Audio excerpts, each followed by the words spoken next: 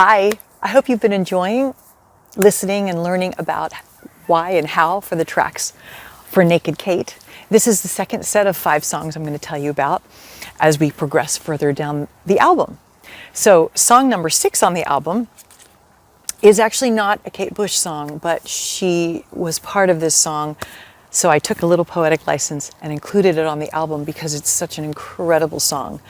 And it's called Don't Give Up, written by Peter Gabriel, and it was released on his album So in 1986. And he actually wrote this song inspired by the Depression era photographs of Dorothea Lange. And originally he wanted, hi sweetheart, Pokey's here. Originally he wanted Dolly Parton to be the female voice, which would actually make perfect sense. I can completely hear her doing that. And she turned him down. So he and Kate Bush had been friends, and he asked her to do it, and we all know she did it, and it was amazing. This song to me has always been one of my very most all-time favorite songs. So when I asked Alex McMurray to join this project with me, and he said yes, one of the very first things I thought of, and one of the reasons why I asked him, was to do this song. And you'll understand when you hear it. He has the perfect voice for this song. He sounds like one of those people in those Dorothea Lange photos. And when we were meeting about this via Skype before he came out to California and just talking about the music and the feel for each of these songs, in this one, he was the one that said, hey, you know, what if we do this in a more of a rolling gospel style than the way it's recorded. And the song does have even the way Peter Gabriel does it has a gospel quality to it. So we just brought that out a little bit more on this version of the song. Alex is a master at playing solo guitar where the instrumentation is just so full that you don't need anything else. And he has an incredible sense of time and rhythm. Being in New Orleans, you know, New Orleans music is very rhythmic and it has a very roots quality to it.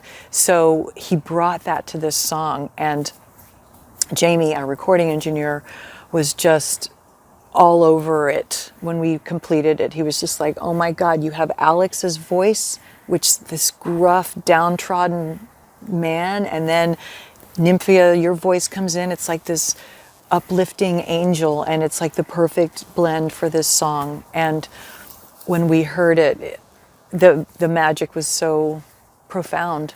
It's absolutely stunning, and I'm just so proud of how it turned out. So pleased. It's exactly what I wanted when I asked Alex to do this project, and he gave it his all. He really delivered. So that's Don't Give Up. The next song after Don't Give Up, I'm going to say, I love this song. I'm going to say this about every song. This one is Experiment 4, and this is another one of her sci-fi songs. I loved Experiment 4 from the minute I heard it in the mid-'80s. It was a single. It was never on any album. She released it as a 12-inch single in 1986 to help promote her greatest hits record that was coming out at that time, which was called The Whole Story. So I think I even bought the 12-inch on vinyl or something. I'm not even sure how I came across it. Maybe in a record store. I'm kind of vaguely remembering now. Because you didn't hear it on any records, and they didn't really play it on the radio particularly, although they did do an extended mix of this song. But it's another one of her amazingly fascinating sci-fi songs about a weapon that would kill people strictly by the sound it makes. And so the song is about the people who are working for the military and making this weapon, but they really don't know what they're doing. And they don't know how deep they're getting into this thing. And, we were working secretly for the military. I love that opening. It's like, oh, what's going to happen next? And so I felt like this song has to have a lot of mystery. And it's surprising that it works so well with acoustic guitars. One of the when I was listening to it to kind of figure out how to arrange it, and boom, boom, ba-doo, boom, on this bass part, boom, kind of having this, again, a sense of mystery where you have the guitars kind of layering over the bass, and this feeling of, shh, what? This is a military operation kind of a thing. And so we laid down all the guitar parts, and as I was listening through what we had, I was thinking, I think I have to bring a violin on this track. The original song has a violin in the solo, and it's super high, and it kind of connotes, the violin almost is a way of making it as if that's kind of the secret sound in my imagination. But I realized that we really needed to have a violin on this to really bring this track alive. So I brought in a local violinist named Jean Berger, who plays violin at early English dances. There's this whole community of people that do early English dance, kind of like American square dancing, but it's from England. And with calls and stuff like that. And his wife does the calls and he plays the violin. So he was phenomenal, and brought him in, and he had charted out what he needed to do, and I had charted out parts that I wanted him to do, and the session went really smoothly, and we came up with the recording, what we have on the album. And I personally just love how when Don't Give Up ends, this song comes in with just the violin and the one bass guitar part. And again, it's just full of mystery. And I really love that about this song. After Experiment 4, another one of my favorite songs.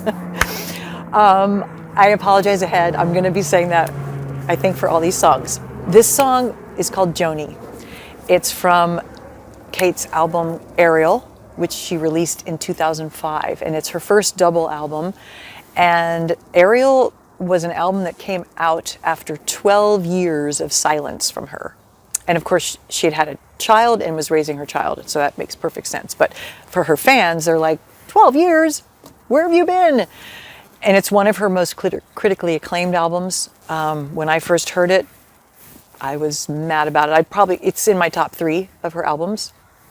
Hounds of Love, Ariel, and The Dreaming are my 3 top Kate Bush albums. So those are the ones I recommend. This song, Joanni, is so haunting.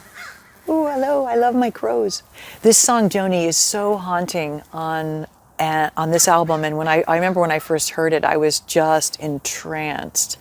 And of course, it's written about Joan of Arc, who I've always been fascinated by. And this song is from the perspective of the warriors seeing her in her armor on the battleground and saying, who is that? Who is that girl? And I love how in the song she looks so beautiful in her armor, and she never wears a ring on her finger. I love that because, it also, to me, is an homage to the independent, strong feminine. I've always loved this song. And so when the whole idea to do Naked Kate came up, and I was listening through Ariel, there's so much great music on Ariel, but then when I hit across Joanni, and I realized, oh my gosh, this is going to be amazing with guitars, and it is. Alex slayed the solo on the long tag out, just slayed it. And I could immediately hear the percussion, the shakers, and then we got this big drum, and I just played these boom, boom for the low drum parts, but they sound like cannons because it's on the battlefield. It's just so cool. So that's why I chose Joanni.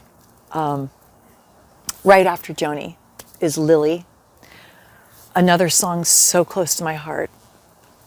I'm going to say it again. Love this song. This song is from The Red Shoes, which was put out in 1993.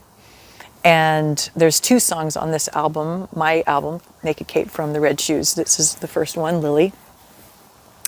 I was drawn to this song for so many reasons. On the original album, you hear this older British woman doing an invocation. And in the song itself, it talks about Raphael behind me, Gabriel before me, Ordiel to my right, Michael, and those are all the archangels when you're doing a certain ritual. It was actually a Golden Dawn ritual, and I've studied that stuff, and I love that, and I've done these things myself. So when I heard this in this song, I was going, "What? This is amazing! Someone wrote a song about these things that I love and I'm so deeply fascinated by." So it drew me immediately into the song, and I really wanted to include it on this album for that reason. And what we ended up doing is that invocation by Lily herself. The song is named after the woman on the original recording who's doing this invocation. We put that in the middle of the song, and I speak it over the little solo. And according to Kate Bush, I have it right here. The song is devoted to Lily Cornford, who was a noted spiritual healer in London, and she became friends with Kate in the 90s.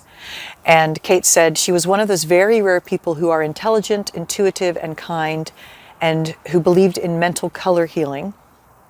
And she said, I was really moved by Lily and impressed with her strength and knowledge, so it led to a song which she thought was hilarious, which I think is wonderful that she thought it was hilarious. So that's why I chose Lily. And for the fifth song in this little installment on the wheres and the whys and the wherefores of Naked Kate, what follows Lily on my album is Hounds of Love. And probably one of her most famous songs, aside from Wuthering Heights and Running Up That Hill. And Hounds of Love is the title track from her album, Hounds of Love. Cloud Busting is off that album. I talked about that earlier. And Hounds of Love was released in 1985. There's so many things to love about this song. Where do I even begin? I'll just start with saying the song is about someone being afraid of falling in love, and that you're being chased by the hounds of love. And on the original album, the immediate thing that captured my ear and love and attention was her oh, oh, oh, oh, oh, oh, oh, the backing vocal hound chorus, which in pure Kate Bush charming fashion was just brilliant and eccentric and wonderful. But again, I didn't want to do that on this album. First of all, it's been done. But secondly, this is the stripped down version. So then I took great joy in taking some of these vocal tricks of hers and making them guitar riffs instead, which is what we did on this album and on this recording.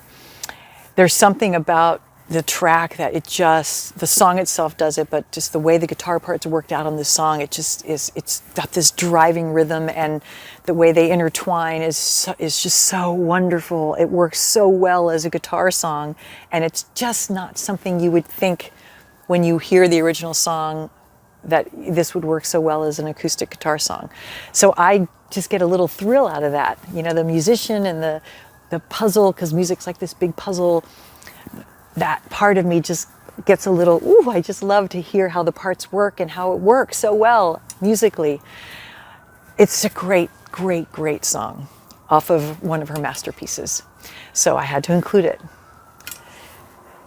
And therefore, thus goes the next 5 on Naked Kate.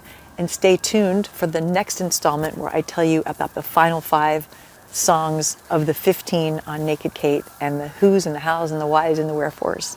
And thank you so much for listening and for being here. Take care.